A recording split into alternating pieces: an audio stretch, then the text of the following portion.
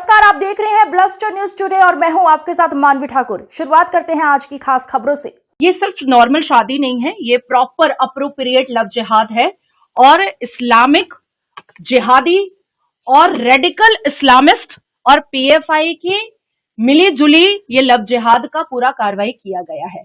और इसमें Hindu Marriage act 1955 का वायलेशन भी किया गया है और हिंदू प्रथा का और विवाह की जितनी भी प्रथा होती है हिंदू सनातन में, उसको भी मिसयूज किया गया है और उसको भी कहीं ना कहीं उसका भी मजाक उड़ाने का काम किया गया है, क्योंकि फरमान जो है वो अपने प्रेस कॉन्फ्रेंस में साफ तरीके से कहा है कि वो अभी भी मुसलमान है।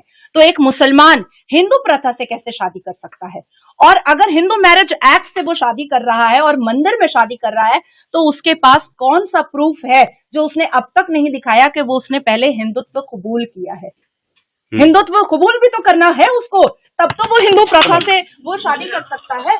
तो यहाँ पर violation of Hindu Marriage Act आ रहा है, हिंदू रिलीजन को हर्ट करने का और मिसयूज करने का बहुत बड़ा एक क्राइम आ रहा है। और दूसरा कि शर्जील इमाम जैसे ही अपने भाई की शादी के पैरोल में बाहर आया है, वैसे ही ये जितने भी टेररिज्म ऑर्गेनाइजेशन हैं वो एक्टिव हो चुके हैं। और अभी हालिया में हमने उत्तर प्रदेश में झांगुर पीर को देखा था, जलालुद्दीन को, कि किस तरीके से वो लव जिहाद का पूरा स्ट्रैटेजी चला रहा था। उसके बाद फिर हम लोगों ने देखा KGN जिमखाना, फिर हमने बस्ती में देखा कि 3 मुसलमान लड़के किस तरीके से 300 से ज्यादा अधिकतर लड़कियों के न्यूड फोटो करा करके उनसे प्रोस्टिट्यूशन कराने का काम भी करवाने की कोशिश में लगे हुए थे। तो मुझे ऐसा लगता है कि केरला की सरकार अगर ऐसे लव जिहाद को और ऐसे क्राइम और ऐसे रेडिकल इस्लामिस्ट को सहयोग कर रही है तो हमारे देश की सुरक्षा एजेंसी को काम करना चाहिए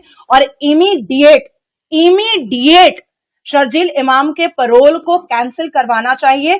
और शर्जील इमाम ने जब और जहां पर बैठ करके स्पीचेस दिया है NRC CAA के खिलाफ, उस वीडियोस में फरमान के प्रेजेंस को ढूंढ करके निकालने की जरूरत है, क्योंकि मुझे और सनोज भैया दोनों को यह संदेह है कि PFI का इसमें बहुत बड़ा हाथ है और PFI की फंडिंग भी है। जैसे झांगुर पीर के मामले में हमने मुस्लिम कंट्रीज की फंडिंग देखी थी।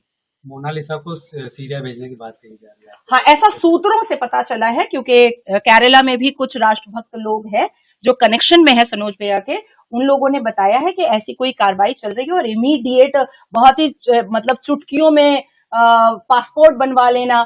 और लड़कियां तो पार्सल की ही जाती हैं, इतने जो हम लोग देखते हैं मिसिंग डायरीज, इतने किडनैपिंग के केसेस, तो बच्चियां तो इधर से उधर कर ही रहे हैं ये लोग। मदरसे में कोई सभ्य इंसान तो बन करके निकल नहीं रहा है, मदरसे में यही लव जिहाद वाले तो कटमुल्ले निकल रहे हैं। तो मुझे ऐसा लगता है कि हमारे देश के जो राष्ट्रपति हैं वो भी ट्राइबल हैं और वो भी महिला हैं, उनका भी इंटरवेंशन इस मामले में बहुत जरूरी है, क्योंकि मोनालिसा को हम 35 टुकड़ों में नहीं पाना चाहते हैं, हम उसको जिंदा सांस लेता हुआ पाना चाहते हैं। केरल सरकार